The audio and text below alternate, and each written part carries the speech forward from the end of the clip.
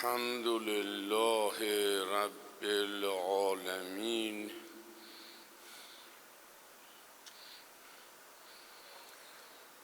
الصلاة والسلام على سيد الأنبياء والمرسلين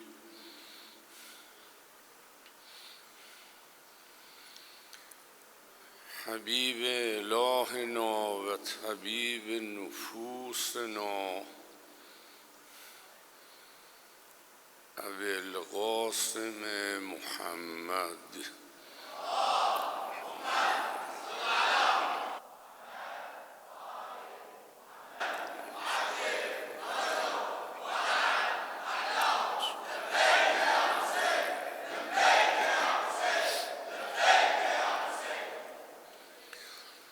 صلی الله علیه و علی اهل بیته الطیبین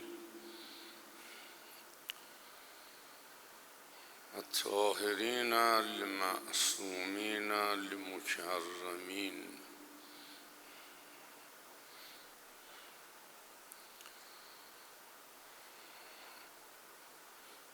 دو آیه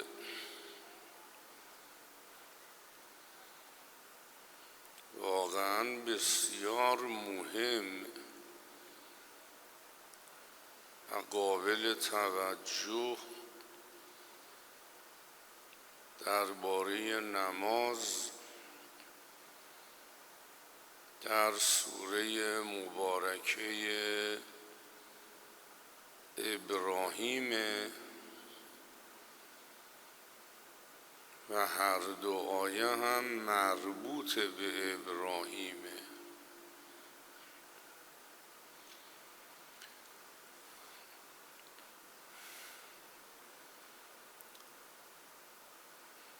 یکی از امتیازات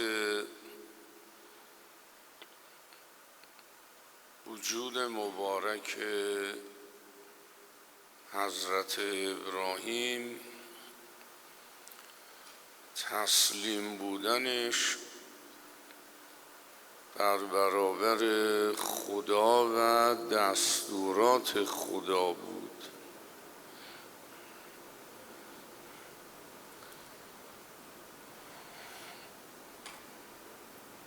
در زمینه زندگی و شؤون زندگی توجهی به غیر خدا نداشت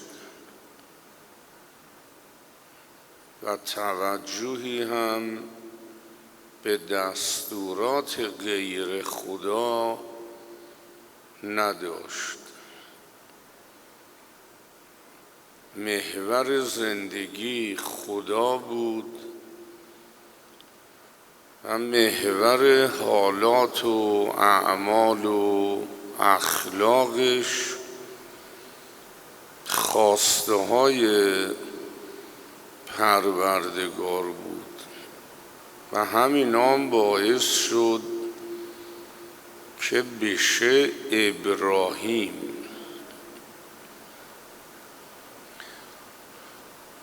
ایشون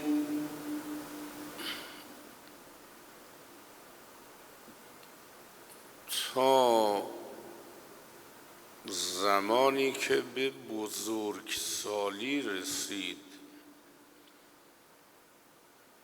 به پیری، به کهنسالی، اولاددار نمیشد. اینقدر دعا در پیشگاه پروردگار مهمه که از آیه‌ای که میخونم معلوم میشه که از پروردگار عالم درخواست اولاد کرد، دعا کرد که خداوند مهربان به او فرزند عطا کنه. آیه شریفه درباره او و کهنسالیش و 2 فرزندی که خدا به او عطا کرد این آیه است: الحمد لله الذی وهب لی علی الکبر اسماعیل و اسحاق انه سمیع الدعا. من خدا رو ستایش میکنم که در روزگار پیری 2 فرزند به من عطا کرد. او شنوای دعاست، من خواستم او هم قبول کرد. ابتدا اسماعیل رو به حضرت عطا کرد و بعد هم اسحاق رو.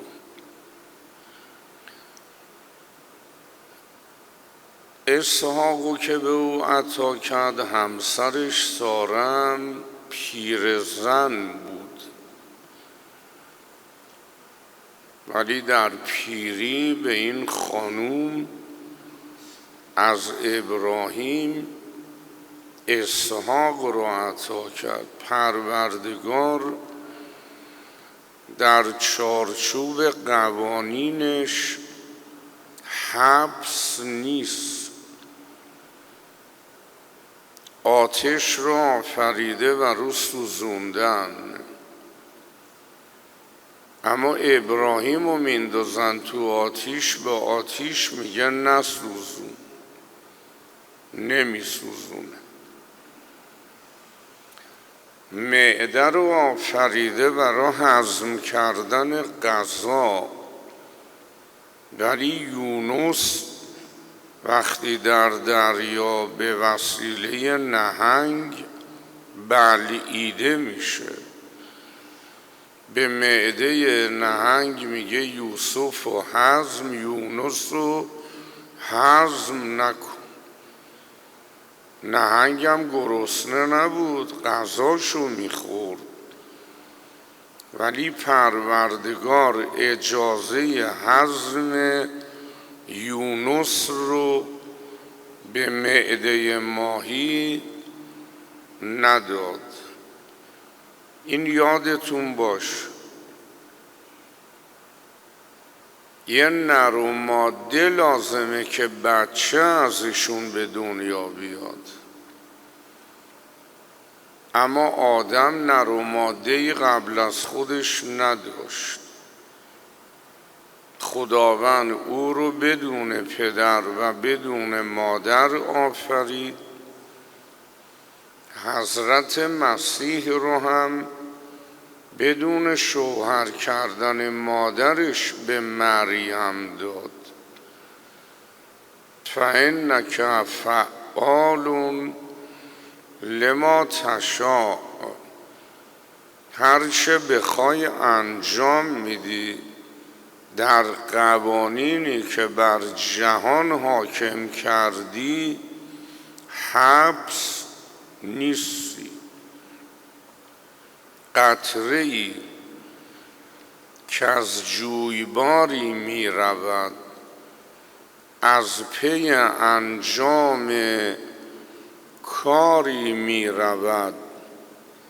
سوزن ما دوخت هر جا هر چه دوخت، آتش ما سوخت هر جا هر چه سوخت. ناخدایان را کیاست اندکیست، ناخدای کشتی امکان یکیست. یادتون باشه پروردگار قدرت بی نهایت و علی کل شیء قدیره و در قوانین عالمم حبس نیست. حالا ساره پیرزن اراده کرد که در سن 70-80 سالگی به ساره اولاد بده، داد. اما مادر اسماعیل جوان بود. خداوند از هاجر اسماعیل رو به ابراهیم عطا کرد که پیغمبر و ائمه طاهرین از نسل اسماعیلند و همه سادات عالم، و چه نسل بابرکتی. در این نسل چقدر مفسر قرآن، چقدر مرجع تقلید، چقدر فقیه، چقدر حکیم و چقدر فیلسوف قرار داره. یه نسل فوق العاده نسل اسماعیل. از اسحاق هم انبیاء بنی اسرائیل به وجود اومدن، مانند موسی، یعقوب، یوسف و دیگر انبیا. اسماعیل که به دنیا اومد، محل زندگی ابراهیم شام بود. خب میدونید که شام آب و هوای معتدلی داره، کشاورزی آبادی داره، باغهای آبادی داره، الان هم داره. خداوند متعال اراده فرمود که ابراهیم اسماعیل این بچه شیرخوره رو با مادرش هاجر از شام حرکت بده تا نقطه‌ای که جبرئیل بیاد بگه اینجا اینا رو قرار بده و برو. این فرمان الهی. ابراهیم تسلیم خداست. ابراهیم میدونه عرصه تسلیم برکات عجیبی داره. حالا براتون میگم برکاتش. هاجر رو و این طفل شیرخوار رو از اون منطقه آباد سرسبز خوش آب و هوا حرکت داد تا رسید بین دو تا کوه که بین این دو تا کوه یه زمین بود، زمینی که یک علف درش نبود، یه قطره آبم درش نبود. البته بعداً این زمین شد مسجد الحرام و وسط این زمین هم کعبه بنا شد. کعبه رو خود ابراهیم و اسماعیل بنایی کردن. یعنی یه خانه‌ای که کارگر ساختمانیش پیغمبر اولوالعزم دوم خدا بود و یه پیغمبر مرسلی مانند اسماعیل. جبرئیل اومد گفت این زن جوان، این بچه شیرخوره رو در این دره، در این زمین بگذار و برو. تسلیم. گفت چشم. فکر کنید من و شما بودیم چی کار میکرد؟ ما تاب نمی آوردیم. ما پیش خودمون میگفتیم زن جوان رو با بچه شیرخوره رو بذاریم، فلسفهش چیه؟ حکمتش چیه؟ خب این زن و بچه در این بیابان که نه آبی هست نه گیاهی، میمیرن، نابود میشن، دچار حیوانات خطرناک میشن. اینا رو ابراهیم فکر نکرد. فکرش این بود وجود مقدسی که من رو مأمور کرده این زن و این بچه رو بیارم اینجا، به پای این زن و بچه خودش. وجود مقدسی که منو مأمور کرده این زن و بچه رو بیارم اینجا، روزی دهنده این زن و این بچه خودش. اینا که مخلوق من نیستن، اینا که مرزوق من نیستن. من یه واسطه بودم، با این زن ازدواج کردم، اسماعیل به دنیا اومد. ولی اسماعیل، ولی هاجر، خود پروردگار مهربان عالم. به من چه که دغدغه داشته باشم که چه خواهد شد.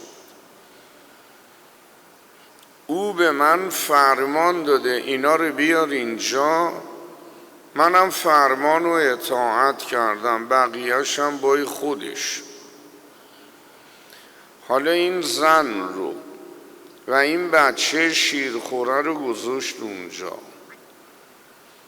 هاجر چه زن خالصی بوده که به ابراهیم اعتراض نکرد.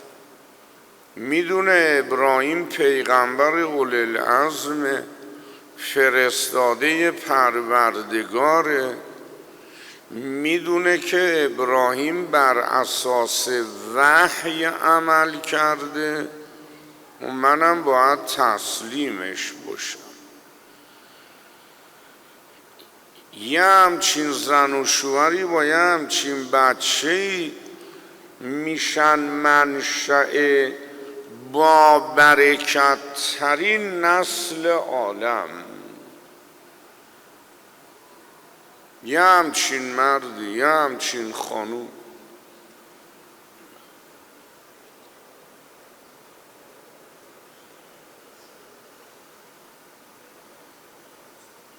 این بچه رو حفظش کن،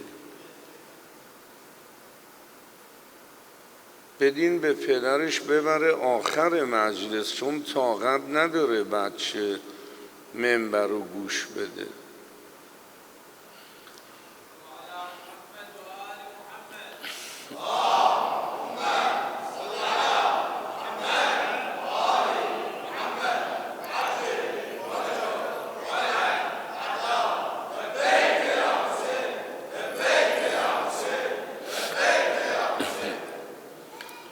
حالا آیه نماز از اینجا شروع میشه. این خانوم جوان رو با این بچه شیرخوره رو گذاشت، باید برگرده. ببینید با پروردگار عالم ابراهیم چی گفته. ربنا، رب یعنی مالک و مدبر. این خیلی مسئله مهمیه.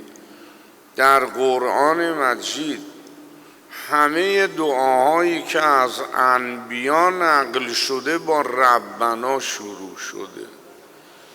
یعنی انبیا مالک واقعی رو او میدونستن، خودشونو مملوک میدونستن، مدبر امور زندگی رو هم او میدونستن.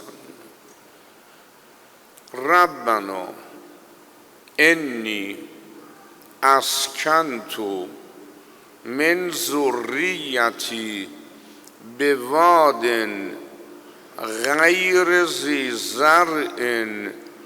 خدایا من اومدم این بچه رو با مادرشم اووردم، هر دوشونو دارم در یه زمینی میگذارم که زمین غیر زراعتیه، یعنی هیچی از تو این زمین در نمیاد. اسکنتو من ذریتی به واد غیر ذی زرع عند بیتک المحرم. البته اون وقت جای کعبه بود، خود کعبه نبود. چرا اینا رو دارم میذارم و بر میگردم شام؟ چرا؟ ربنا لیقیموا الصلاة، برای این که این زن و این بچه پرچم نماز رو در این منطقه بلند کنن. و از زمانی که هاجر و اسماعیل رو اونجا گذاشته تا حالا نماز در اونجا قطع نشد. ربنا لیقیموا الصلاة. بعد یه دعام برای این زن و این بچه کرد. ربنا فاجعل افئدة من الناس تهوی الیهم. خدایا نه همه دلهای مردم دنیا رو، نه، هر دلی لیاقت محبت تو رو، محبت پیغمبران رو، محبت اهل بیت رو نشون نمیده. مگه آدم یه دل لایقی رو به پروردگار نشون بده؟ ربنا فاجعل افئدة من الناس، دل بعضی از مردم رو متوجه اینا کن، دل بعضی از مردم، نه هر دلی رو، دلهای پاک رو. فاجعل افئدة من الناس تهوی الیهم. این که شما الان دل بسته به اهل بیتین، دل بسته به ابی عبدالله هستین، این همین دعای ابراهیمه. یعنی همین دعای ابراهیمه که در حق شما مستجاب شده. فاجعل افئدة من الناس تهوی الیهم، نه تهوی الیه فقط متوجه این بچه کن، نه، دل بعضی از مردم رو عاشق و محب و علاقمند نسل این بچه و خود این بچه کن. الیهم، یه زن و یه بچه که بیشتر نبودن، نگفت الیهما، نگفت الیه فقط اسماعیل، فقط اسماعیل و مادرش. گفت فاجعل افئدة من الناس تهوی الیهم، یعنی این نسل پاک. وارزقهم من الثمرات، خدایا در این منطقه از هر نوع میوه‌ای و محصولی روزی اونها کن، لعلهم یشکرون، برای این که این روزی تو رو که میخورن وجودشون رو هزینه تو کنن. این معنی شکر، نه مفخوری. از همه محصولات عالم نصیب اینا کن، بخورن و بخوابن، استفاده کنن. لعلهم یشکرون، برای این که با عمل صالح، با ایمان و با اخلاق حسنه شکر تو رو به جا بیارن. این یک آیه. حالا در این آیه غیر مسئله نماز یه درس عجیبی هم هست و اون اینه که ابراهیم فقط دغدغه خودش و هاجر و اسماعیل رو نداره، به نسلش دعا کرد. فجعل افئدة من الناس تهوی الیهم، یعنی مردم به ذریتون دعا کنید، به بچه هاتون دعا کنید، به نوه هاتون دعا کنید، به آیندگانتون دعا کنید، خدا دعا رو مستجاب میکنه. این یک آیه. فجعل افئدة من الناس تهوی الیهم وارزقهم من الثمرات لعلهم یشکرون. به بچه هاتون دعا کنید، بچه شایسته، بچه مؤمن، بچه متدین، بچه اهل بیتی برای دنیا و آخرت انسان سودمنده. یه روایتی رو نقل میکنن کتابای مهم ما، خیلی روایت جالبیه، که پیغمبر یه بار با چند نفر از اصحاب از کنار قبرستانی اومدن عبور بکنن، به یارانشون فرمودن شتاب کنید، عجله کنید، تند از اینجا رد بشید. رفتن. یه چند وقت بعد اومدن، مسیرشون از همین قبرستان بود، دیدن پیغمبر خیلی آروم آروم داره حرکت میکنه. پرسیدن یا رسول الله چند وقت پیش اومدیم اینجا فرمودین به سرعت رد بشین، اما الان که برگشتیم آروم رد شدین، چرا؟ فرمود اون روزی که به سرعت رد شدم صاحب یه قبری رو در عذاب دیدم، تحمل دیدن اون عذاب رو نداشتم. امروز که آروم آروم رد شدم دیدم صاحب این قبر در برزخ عذاب نداره. از جبرئیل پرسیدم، جبرئیل گفت آقا یه بچه از این باقی مونده، همین 2-3 روز قبل که شما نبودین بچه رو بردن مکتب، اولین چیزی که معلم یادش داد این آیه بود، بسم الله الرحمن الرحیم. خداوند فرمود بچهش داره منو به رحمانیت و رحیمیت میخونه، عذاب رو از پدرش برده. یعنی اولاد صالح خیلی برای دنیا و آخرت پدر و مادر اثر داره، خیلی. خب این یک آیه. دوباره آیه رو بخونم. ربنا انی اسکنت من ذریتی بواد غیر ذی زرع عند بیتک المحرم. چرا؟ ربنا لیقیموا الصلاة. این زن و این بچه رو تو این بیابون گذاشتم که پرچم نماز رو در این منطقه برپا کنم.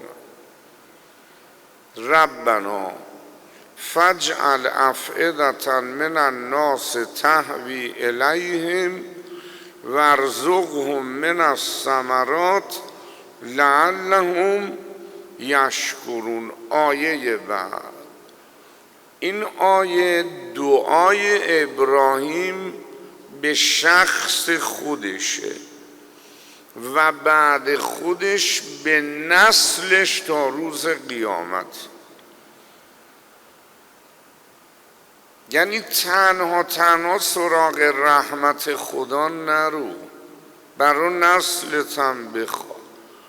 تنها سراغ عبادت نرو، این عبادت رو برای نسلت هم بخوا.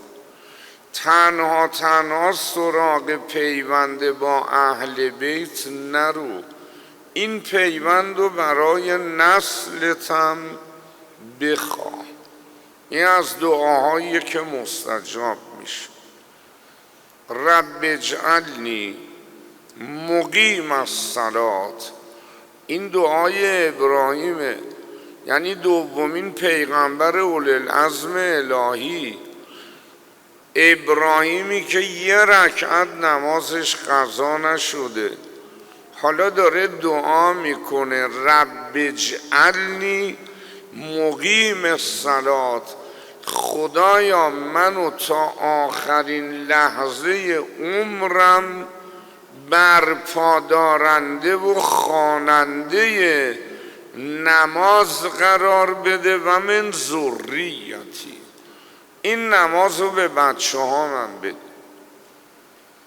بچه ها من به نماز بیار، بچه هام رو هم توفیق نماز بده. بچه نمازخون خیلی کار میکنه برای پدر برای مادر. من نوجوان بودم، مدرسه‌ای بودم، کلاس 4 ابتدایی و 5 ابتدایی بودم. یک کسی در محل ما همه میگفتن، همه هم میدونستن، رباخور بود. 40 سال پولشو داد ربا گرفت از مردم، 40 سال. اما 2 پسر داشت، من هر دو رو دیده بودم. بعد که منبری شدم می اومدن پای منبر من.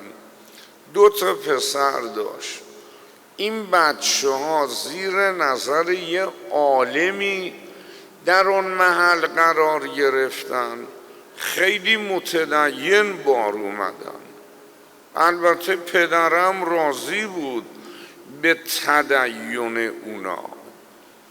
پدر مرد. میدونید این 2 بچه چی کار کردن؟ این 2 فرزند ارث پدر رو بین خودشون و مادرشون تقسیم نکردن، اومدن دفتر حساب باباشون رو آوردن، از تاریخ 40 سال قبل که پدر پولش رو ربا میداده، تمام افراد تو دفتر نوشته شده بود. رفتن دنبال مردم، اونایی که مرده بودن پول اضافه‌ای که به باباشون داده بودن همه رو دادن به ورثه‌شون.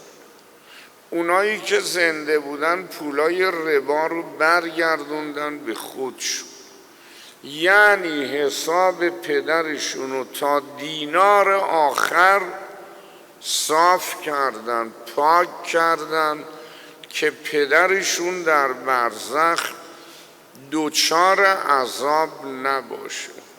البته الان خیلی کمن بچه هایی که بعد مرگ پدر و مادر به داد پدر و مادر برسن، اما این 2 پسر رو من یادمه، من دیده بودم تمام پولای حرام باباشون رو برگردوندن به صاحبانشون و به قول قرآن مجید فلکم رؤوس اموالکم، اصل پول 40 سال پیش بابا رو که تو دفتر بود مونده بود، خودشون 2 و مادرشون برابر قرآن برداشتن.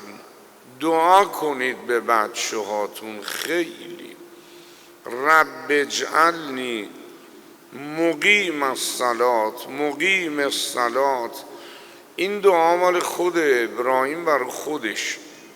خدایا من رو نمازگزار قرار بده و من ذریتی، نسل من رو هم نسل نماز قرار بده.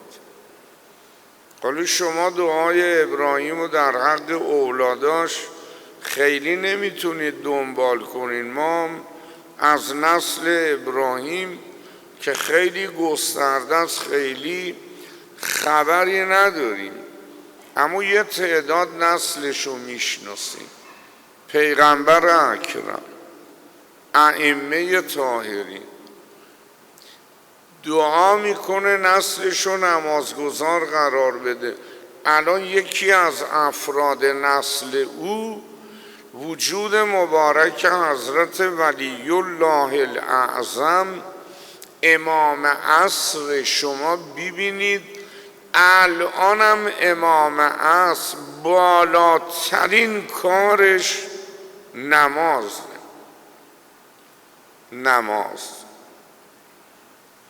همین ابن مهزیار همشهری شما 20 سال برای ملاقات با امام عصر رفت مکه و موفق نشد. تقریبا دیگه ناامید داشت میشد و بنا داشت دیگه نره مکه. ولی حالا تو مکاشفه بهش گفتن، تو خواب بهش گفتن ناامید نباش، امسال بیا چهره محبوب رو میبینی. رفت. شب سه‌شنبه بود، در حال طواف، اعمال حجش تموم شده بود. یه نفر تو مطاف اومد نزدیکش، گفتش که شما اهل اهوازی؟ گفت بله. گفت شما در اهواز ابن خزیب رو میشناسی؟ گفت میشناختمش. اون وقت این بزرگوار کنار حرم خدا بهش گفت ابن خزیب در شهر اهواز 2 خصوصیت داشت. یکی نماز را نیکو به جا می آورد و قرآن را خوب تلاوت میکرد، نه قرائت. تلاوت معنیش با قرائت فرق میکنه. قرائت یعنی خوندن قرآن، همین. تلاوت بنا به گفته راغب اصفهانی در کتابی که 1000 سال پیش نوشته، یعنی قرائت، فهمیدن، عمل کردن. این معنی تلاوت. الذین تو سوره بقره است، یتلون کتاب الله حق تلاوته اولئک یؤمنون به. اونایی که قرآن رو تلاوت میکنن آنگونه که شایسته است، یعنی میخونن و دنبال معنیش میرن و بعدم دنبال عمل کردن. این تعریفی بود که از ابن خزیب اهوازی شد. بعد به ابن مهزیار گفت من نماینده ولی الله الاعظمم، شما از کاروانت خداحافظی کن و نگو که برای چی میمونم. من شب جمعه میام تو مسجد الحرام، میبرمت خدمت وجود مبارک امام عصر. این که نماینده امام زمان از نماز ابن خزیب و قرآن خوندنش تعریف میکنه، معلوم میشه نماز خیلی مورد توجه امامه و نماز امامم دعای ابراهیمه. رب اجعلنی مقیم الصلاة و من ذریتی. ربنا و تقبل دعا. این دنباله آیه است. خدایا من که درباره نماز برای نسلم دعا کردم این دعا رو مستجاب کن. انک سمیع الدعا، یعنی اجابت کننده دعایی.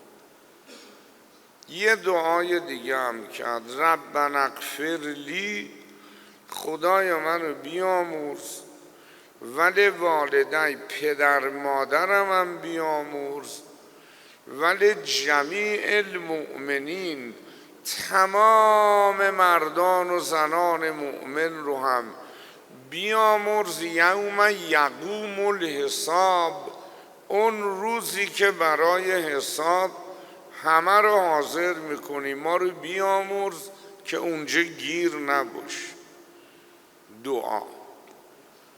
دعا برای نفس تو این چند تا آیه، دعا برای خود، دعا برای نسل، دعا برای پدر و مادر، دعا برای کل مردم مؤمن. این درسیه که ابراهیم به همه ما داده.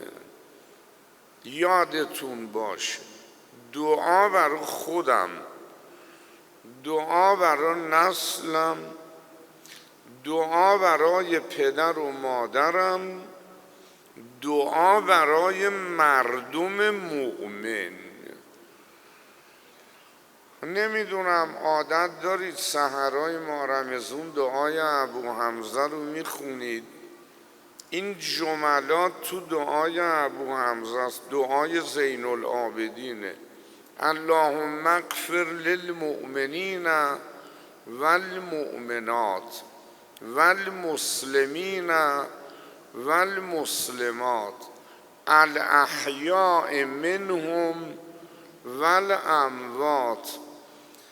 اون وقت دنبالش رو ببینید، اللهم اغفر لحینا و میتنا و شاهدنا و غائبنا و صغیرنا و کبیرنا و حرنا و مملوکنا. هیچکی رو از قلم ننداخت زین العابدین، هیچکی رو.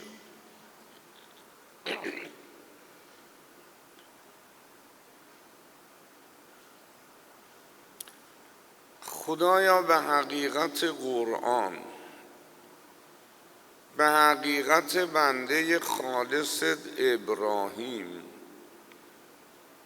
خدایا به حقیقت اهل بیت، خدایا به حقیقت قرآن، خدایا به عزت و جلال خودت قسم، نماز رو از ما و نسل ما نگیر. خدایا ما رو در دنیا و نسل ما رو در دنیا اهل نماز قرار بده.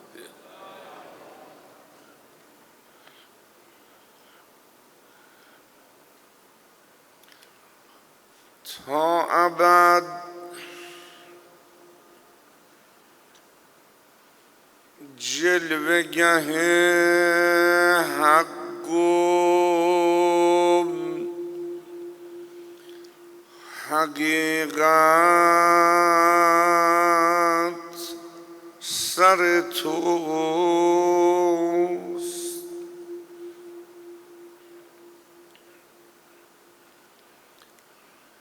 معنی مکتب تفویض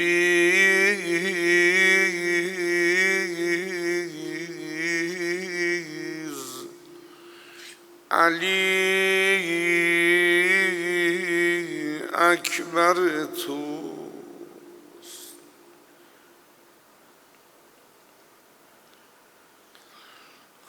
حسینی که تویی جلوه آیات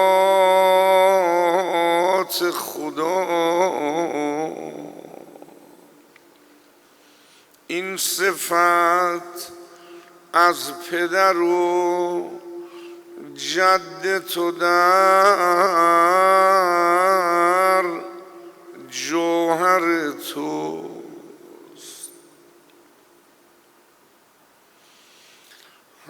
درس مردانگی عباس به عالم آموخت، زان که شد مست از آن باده که در ساغر توست. طفل 6 ماه تبسم نکند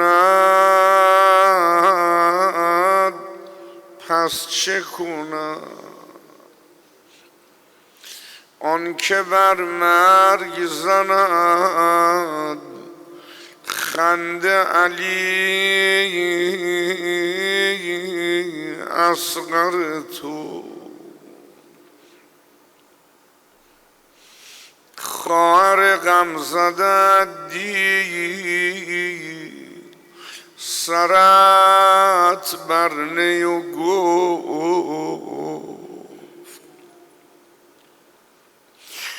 آن که باید به اسیری برود خواهر تو.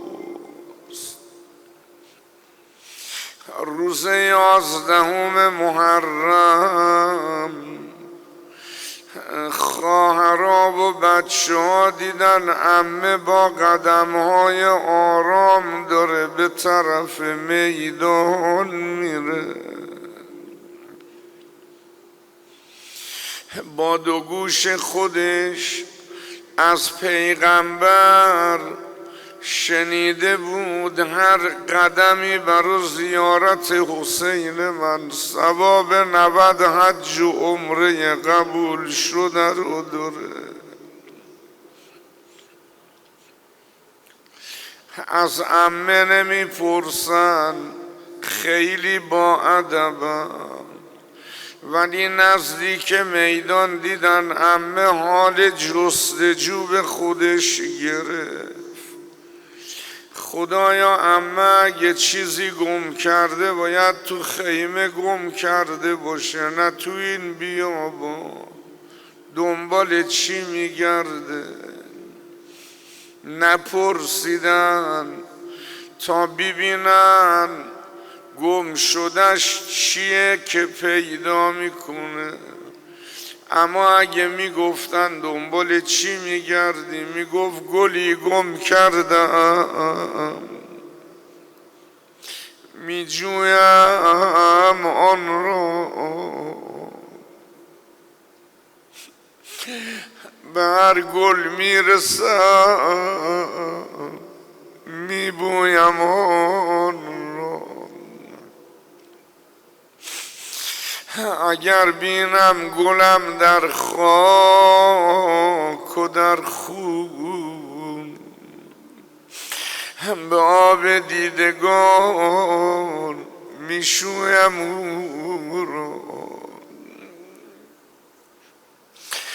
دیدن وارد گودال شد، داره نیزه شکسته رو کنار میزنه، سنگ و چوب و کنار میزنه، خنجر و شمشیر رو کنار میزنه. من نمیدونم مگه کشتن یه نفر چقدر اسلحه میخوام که یه مرتبه دیدن دست برد زیر بغل یه بدن قطع بدن رو دامن گذار.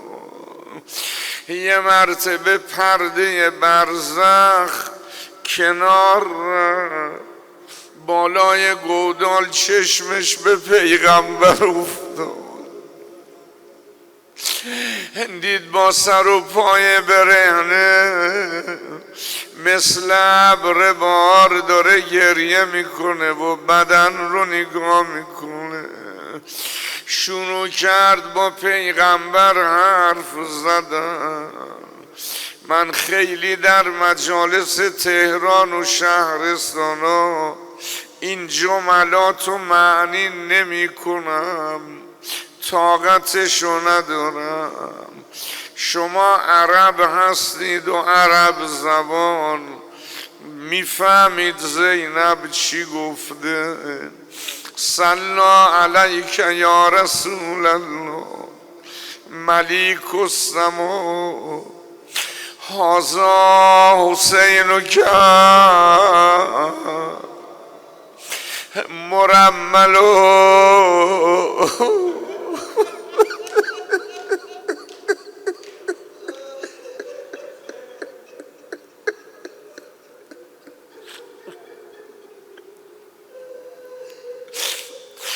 هذا حسینک مرمل بالدماء.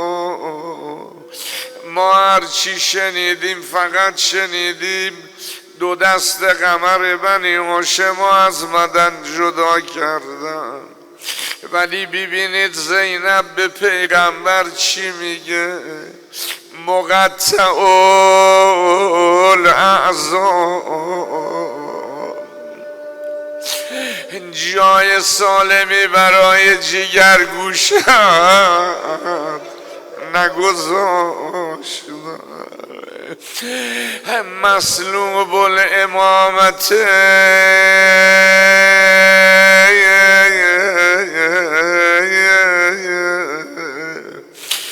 وردا یا رسول الله. این کشته فتاده به هامون حسین تو، این سید دست و پا زده در خون حسین تو.